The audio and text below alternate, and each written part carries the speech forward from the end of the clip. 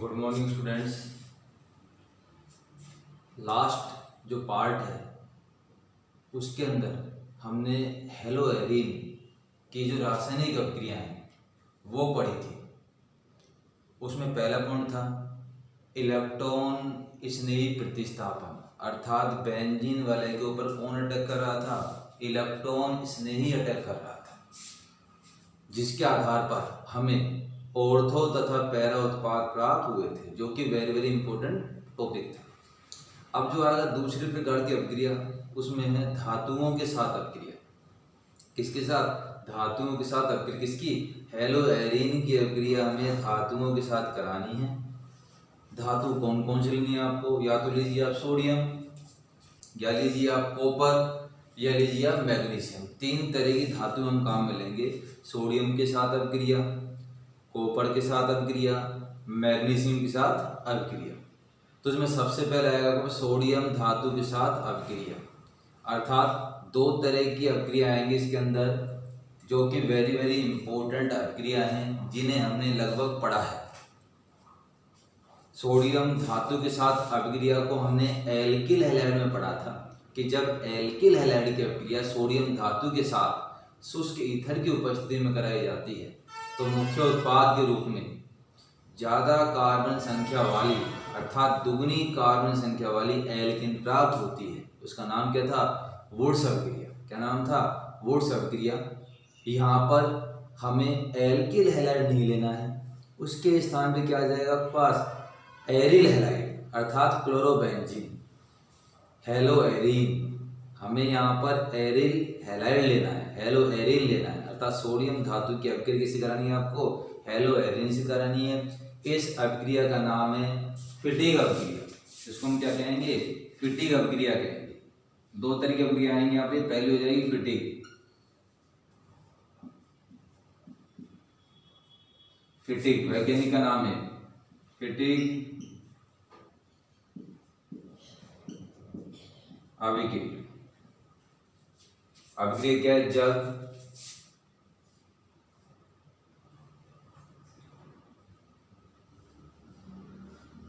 बिल्कुल वुड्स अभिक्रिया की तरह भी, जब हेलोएरिन, वहां था एल्किल हैलाइड, जब हेलोएरिन की अभिक्रिया सोडियम धातु के साथ, वहां हमने दोनों लिए थे एल्किल हैलाइड की, यहाँ पे हमें दोनों लेने हैं, प्लस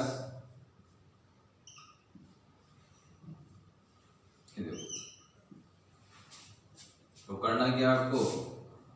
NaX ये बाहर निकालना। बाकी जो बचा हुआ है वहां पर आपके पास एल्किल समूह जुड़ रहे थे, यहाँ पर फेनिल समूह जुड़ेंगे। ये फेनिल समूह भैया, फेनिल समूह जुड़ेंगे, दो हो गए आपके पास यहाँ पे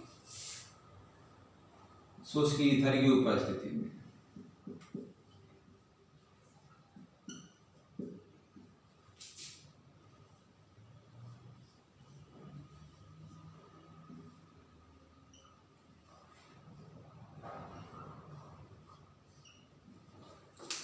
जब दो फेनिल समूह आपस में जुड़ते हैं तो इसको बोलते हैं, दो मतलब क्या हो जाएगा? Die phenyl.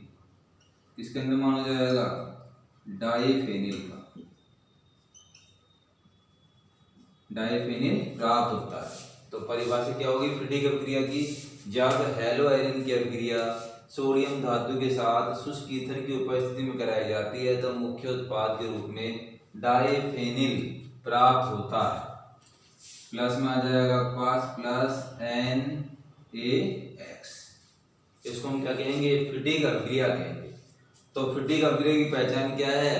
हमें हेलोएरिन की अभिक्रिया सोडियम धातु के साथ शुष्क ईथर की उपस्थिति में करानी है तो मुख्य उत्पाद में क्या प्राप्त होगा बेटा?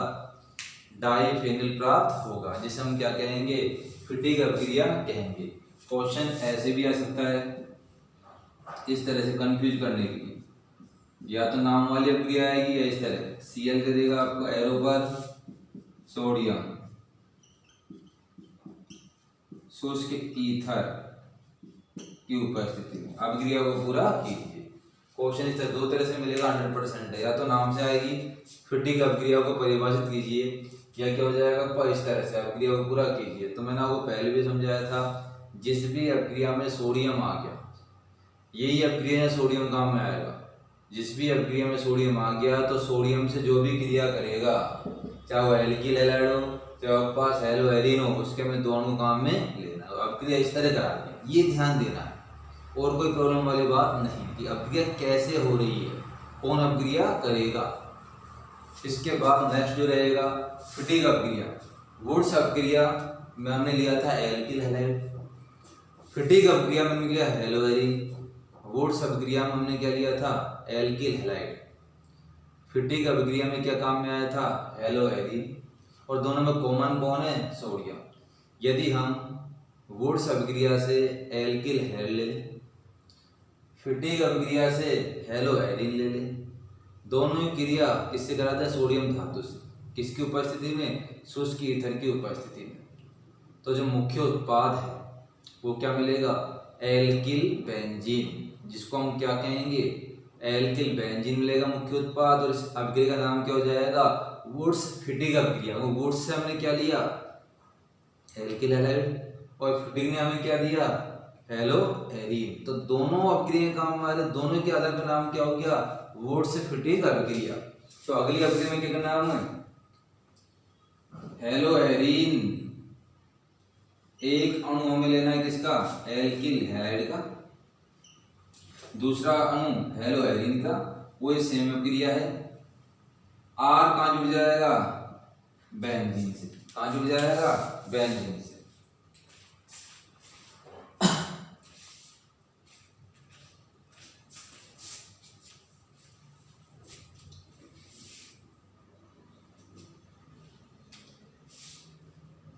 बेंजीन पर क्या जाएगा, आर,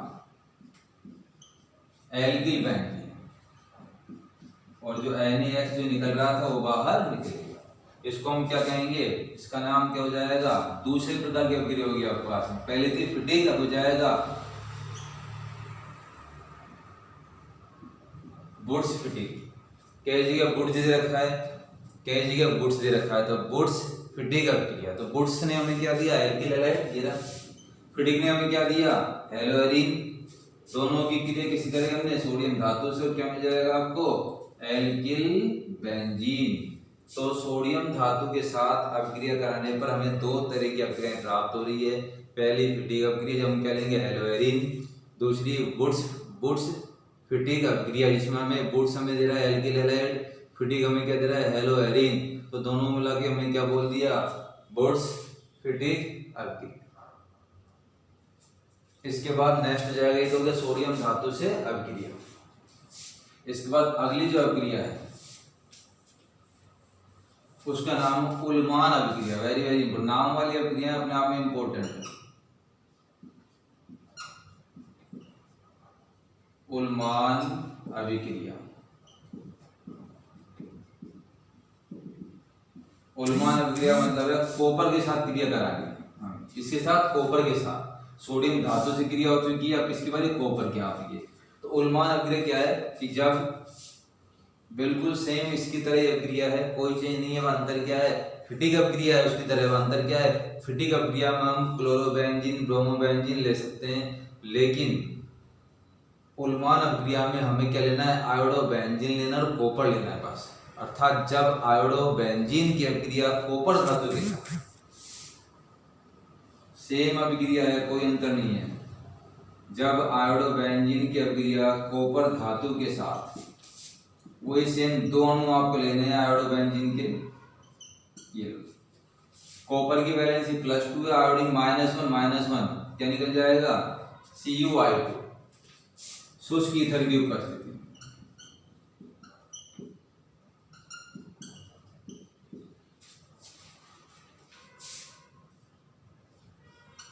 डाइफेनिल क्या बन जाएगा, डाइफेनिल प्लस में CuI2। तो उल्मान अपक्रिया में क्या बोलना है कि आयोडोबेंजीन की अपक्रिया कॉपर धातु के साथ या कॉपर चूर्ण के साथ शुष्क ईथर की उपस्थिति में कराई जाती है, तो मुख्य उत्पाद के रूप में डाइफेनिल प्राप्त होता है, जिसे उल्मान अपक्रिया कहते हैं। तो अपनी जो फिटिक अपक्रिया है, वुड्स अभिक्रिया है, उल्मान अभिक्रिया है, तीनों ही क्या है, लगभग एक समान है।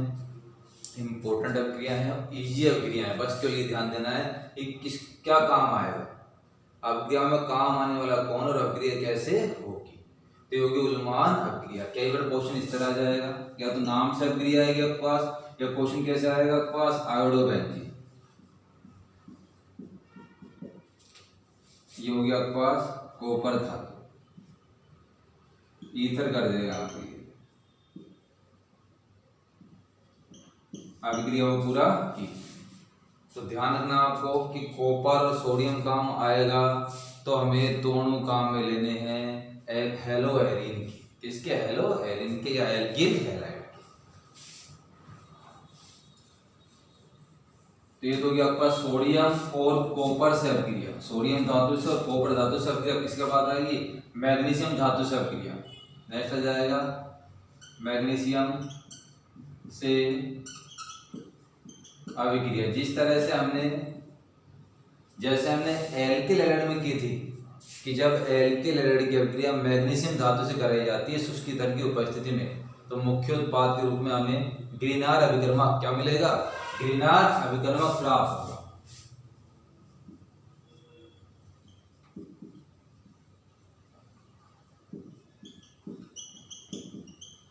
क्या प्राप्त हो जाएगा, ग्रीनार अभिकर्मक। अर्थात वहां क्या मिला था आपको, RMgX, जिसको हमने क्या बोला था, ग्रीनार अभिकर्मक या alkyl magnesium halide, alkyl magnesium halide. वो इससे यहाँ रहेगा, वह अंतर क्या है कि वहां आपने लिया था एल्किल हैलाइड, यहाँ क्या लेना है आपको, हेलो एरिन लेना है।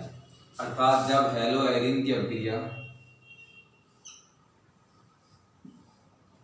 हेलो एरिन की अभिक्रिया मैग्नीशियम धातु के साथ शुष्क ईथर, किसकी उपस्थिति में, शुष्क ईथर की उपस्थिति में कराना है आपको।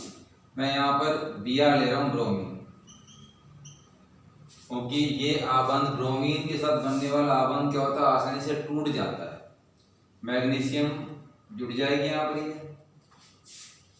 और क्या बन जाएगा अपने पास यहाँ, ये तो फेनिल हो गया, फेनिल मैग्नीशियम ब्रोमाइड, जिसको हम क्या बोलते हैं, ग्रीनार अभिकर्मक। अर्थात R के स्थान पर, ये R के स्थान पे क्या आ गया अपने पास, बेंजीन आ गया, फेनिल समूह आ गया, तो नाम क्या हो गया, फेनिल मैग्नीशियम ब्रोमाइड, अर्थात ग्रीनार अभिकर्मक। इस तरह से करना आपको। क्वेश्चन कैसे आएगा, इस तरह जाएगा। अब ये नाम वाली अभिक्रिया नहीं है, तो नाम वाली अभिक्रिया नहीं है तो क्वेश्चन इस तरह आएगा, ब्रोमोबेंजीन मैग्नीशियम, यहाँ जाएगा पास क्या, ईथर। अभिक्रिया को पूरा कीजिए, उपरोक्त अभिक्रिया को पूरा कीजिए। इस तरह अभिक्रिया आएगी आपके पास यहाँ पे। यदि देखो मैंने भी कहा था कि ब्रोमीन क्यों लिया यहाँ पर, क्योंकि कार्बन ब्रोमीन आबंध क्या होता है, थोड़ा दुर्बल होता है, आसानी से टूट जाता है, तो सीधा क्रिया करेगा, क्या बन जाएगा अपने पास, फेनिल मैग्नीशियम ब्रोमाइड। यदि हम क्लोरीन ले लें, क्लोरीन लेंगे, क्या लेना अपने यहाँ पे, क्लोरीन, Br के स्थान पे क्लोरीन लेंगे, अपनी यहाँ पर क्रिया कराएंगे यहाँ पर ये, तो उस परिस्थिति में हमें ईथर के स्थान पर, हमें ईथर के स्थान पर यदि मैं यहाँ क्या ले लूँ, क्लोरोबेंजीन, तो ये आबंध क्या, प्रबल आबंध है, इसको ईथर की उपस्थिति में तोड़ना संभव नहीं है, तो हमें ईथर के स्थान पे लेना पड़ेगा THF, THF। इसका T मतलब टेट्रा हाइड्रोफ्यूरेन, टेट्रा हाइड्रोफ्यूरेन।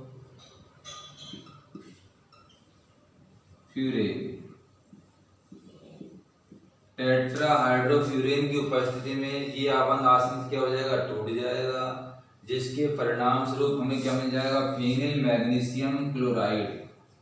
क्या मिल जाएगा, फेनिल मैग्नीशियम क्लोराइड। क्वेश्चन इस तरह आएगा आपके पास,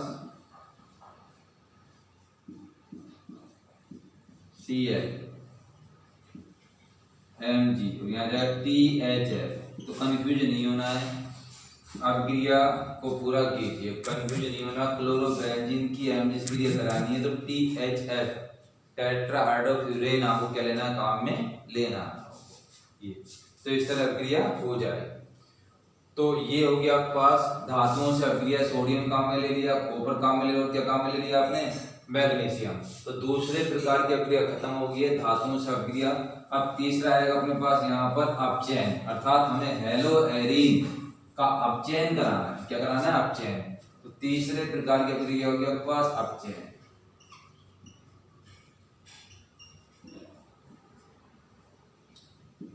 हेलो एरीन का अपचयन एक ही अपक्रिया है, सिंपल है। कैसे, हेलो एरीन, ये हेलो एरीन है अपने पास। अपचयन के लिए हमें क्या चाहिए, हाइड्रोजन। ये दो हाइड्रोजन किसकी उपस्थिति में होगा, निकिल और एल्यूमिनियम क्षार के साथ। निकिल एल्यूमिनियम ये क्या है, अपचायक है। ये क्या है, अपचायक है। निकिल एल्यूमिनियम अपचायक तथा क्षार की उपस्थिति में हेलो एरीन का अपचयन होगा। कैसे, दो हाइड्रोजन HX, एक हाइड्रोजन जुड़ेगा, हेलोजन बाहर निकलेगी और क्या बन जाएगा, बेंजीन प्लस HX, अर्थात हेलो एरीन का क्या हो गया, अपचयन किसके अंदर, बेंजीन के अंदर। इसको हम ऐसे कर सकते हैं, X के स्थान पे क्या ले लो आप, क्लोरो बेंजीन। तो यहाँ पर क्या आ जाएगा, HCl, हाइड्रोजन का जुड़ना, क्लोरीन का निकल जाना, और मुख्य उत्पाद क्या बन जाएगा आपके पास, बेंजीन बन जाएगा। अर्थात हेलो एरीन के अपचयन से मुख्य उत्पाद हमें क्या मिलेगा, बेंजीन मिलेगा। जिसका अर्थ क्या होगी कि हमने क्या करा दिया, हेलो एरीन का अपचयन किसकी उपस्थिति में, निकिल तथा एल्यूमिनियम मिश्र धातुओं, जो किसका काम करेंगे, अपचय का काम करेंगे। ऑप्शन ऐसे आएगा इसका, इस पे ध्यान नहीं देना है, यहाँ ध्यान देना है, ये मेन रहेगा।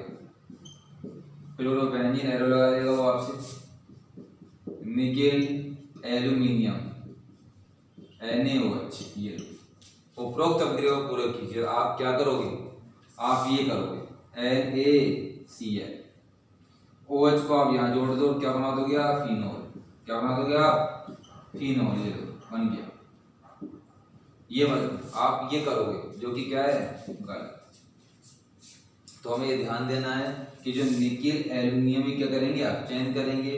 अपचयन कैसे करेंगे यहाँ पर, ये दो हाइड्रोजन काम में लेनी है, एक HCl निकलेगा, दूसरी हाइड्रोजन क्या होगी यहाँ पर जुड़ जाएगी, क्या बन जाएगा पास, बेंजीन। तो ये हो गया क्या, अपचयन किसका, हेलो एरीन। इसके बाद चौथे प्रकार की जो अपक्रिया उसका नाम है नाभिक स्नेही प्रतिस्थापन अपक्रिया। तीन तरह की हो चुकी है, पहली इलेक्ट्रॉन स्नेही प्रतिस्थापन, दूसरी धातुओं से अपक्रिया, तीसरी अपचयन अपक्रिया।